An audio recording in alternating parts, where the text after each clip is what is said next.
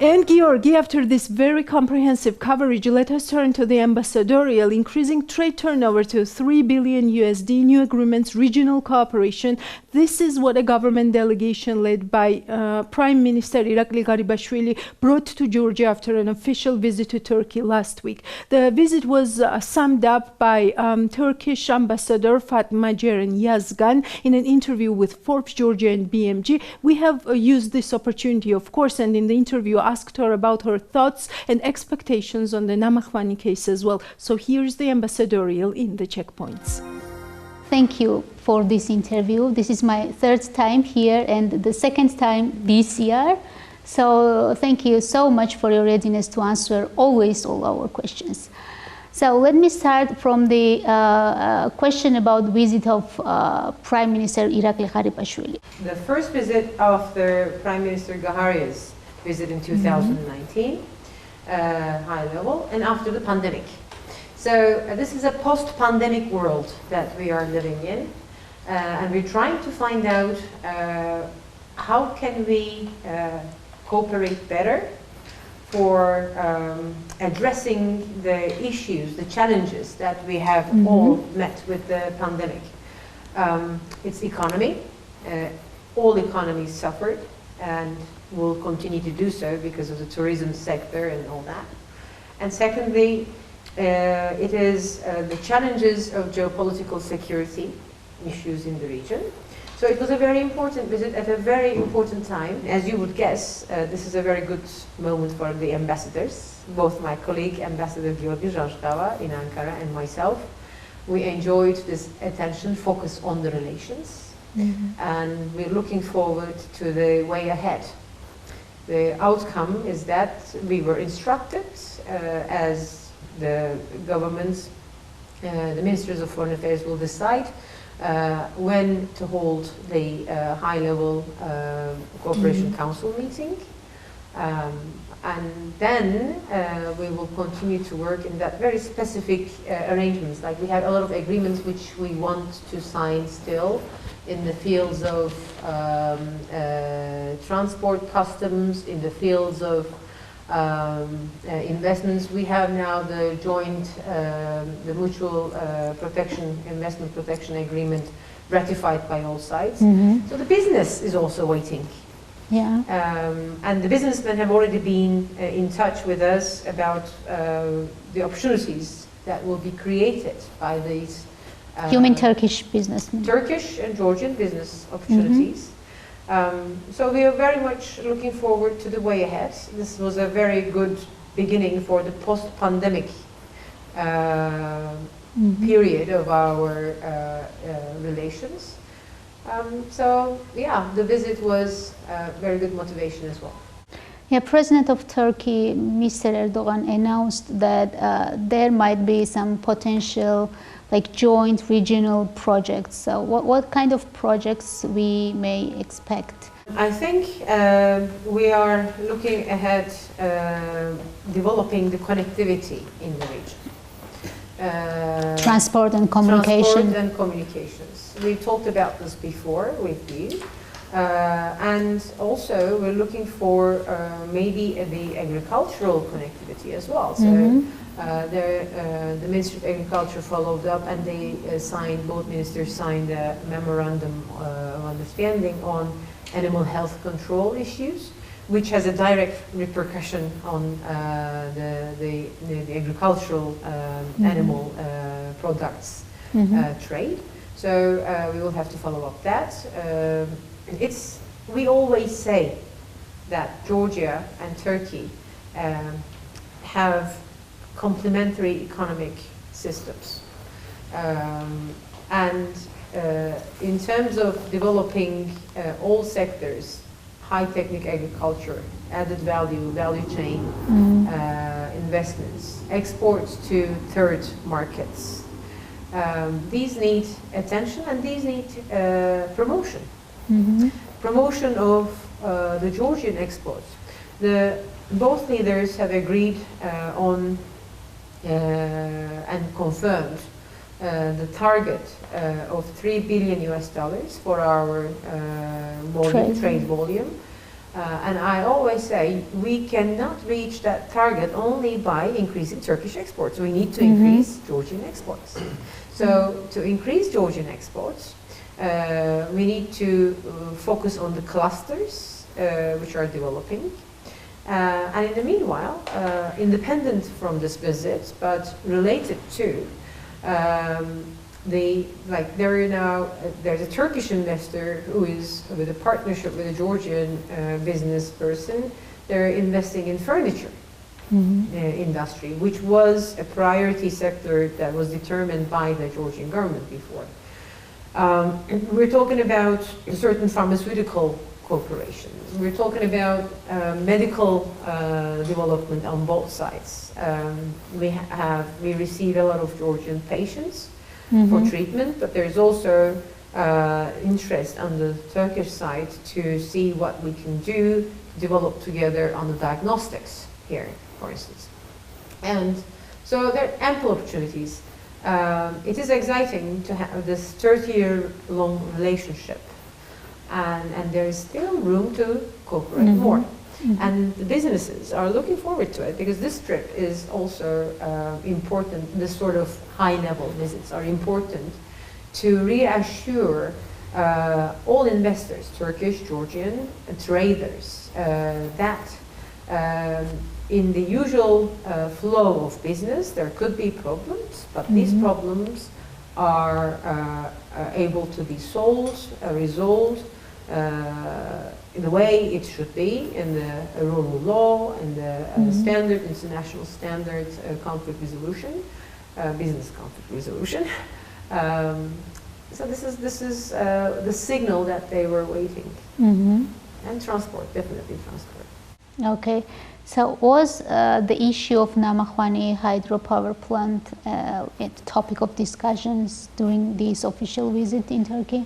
Not per se in terms of, but it is part of the Turkish investments here. And of course, there were the stress that we look forward to the protection of Turkish investments in Georgia, as the Georgian side would like to have the Georgian investments in Turkey to be protected. But it was not the topic, I would say. It was one topic, one issue among the others. There are other projects, other cooperation schemes. And on such big high-level projects, the visits, a single project cannot be the focus of discussion. Okay, and we have an official information about the visit of director of company ENKA in Georgia. Economy minister confirmed this information with us, but we don't know any details of his or her visit. Even we don't know the person itself, who is she or he, and what kind of meetings this person held, and what kind of results do we have? Well, I think it was Prime Minister also who had, Prime Minister Garibashvili, before his visit to Turkey, he had informed the public about that the chairman of the board of ENKA, Mr. Tara, and his team, of course. It's not a private person's company. It's a stock exchange company. They have a board, and they came to visit. But if you ask me what they taught, I don't know, because it's not my job to follow what they know. They are partners. The Georgian government, Georgia, and this company, the investor, have a contract which defines their roles. This is an investor, and they have their responsibilities and they have their rights. So I believe they have spoken about the situation, how to cooperate better so that this investment realizes. How do you think will this Namakhwani issue will affect on the sentiments of Turkish investors, and how maybe it is already affecting? Well, I can't say that it is affecting because we will not let it affect. In general, this is not about Turkish investments. In general, this is about the framework of energy investments in Georgia, which is related to energy security of Georgia. So as much as certain circles wanted to portray this and use this, manipulate this project to sabotage Turkish-Georgian relations and perceptions, I don't think they managed to do that. And they should not be allowed to do that. So indeed, as all these issues were continuing, there were other Turkish investors who came and spoke with the government, with their partners. The life goes on. However, it is important that how this conflicts about an investment is resolved. For instance, I was very clear on this. This project is for Georgia. It is by Georgia and for Georgia, and the company, while it is a Turkish investor, it has been established as a company according to the Georgian law. It is a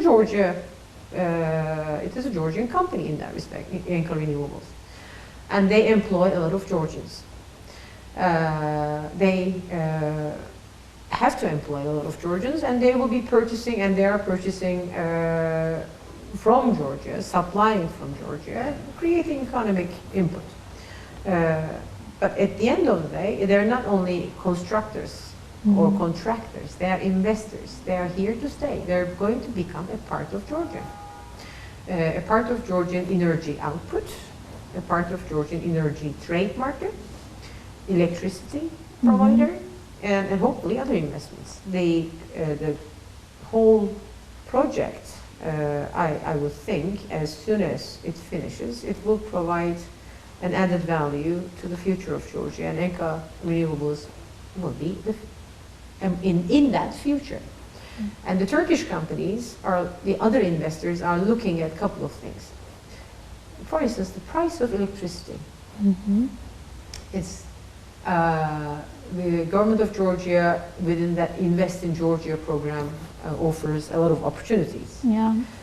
To establish, to give land, for instance. They're offering, if you're going to, we have textile companies, Turkish textile investors who are producing in Georgia. They're given, for instance, land. And, but they also need electricity. And affordable electricity in a competitive world. So that way, the Turkish investors are looking at, and also this targeting of a company in terms of rumors, fake news, and trying to scare Georgians who work for that company, thinking that this is a religious or this is a nationalism. That I still think, and I have said this before, it's not coming from the Georgian people. There might be rumors, but I'm saying those rumors are manipulations to provoke. The target directly looks like the company, but actually the target is the energy security and sector. But the government began to talk with the people who are concerned about either environment or about the revenue model or about the land. The government has been talking to the people who are concerned, the government has been talking to the company, and I'm sure it will be resolved. And I always remind people that 2008, when the war happened in Georgia,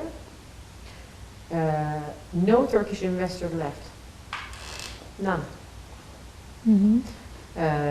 Because as much as the Turkish businesses are resilient, they also believe in the resilience of Georgia. So I don't think Turkish investors will be scared. At this moment also, yeah? No, I don't think so.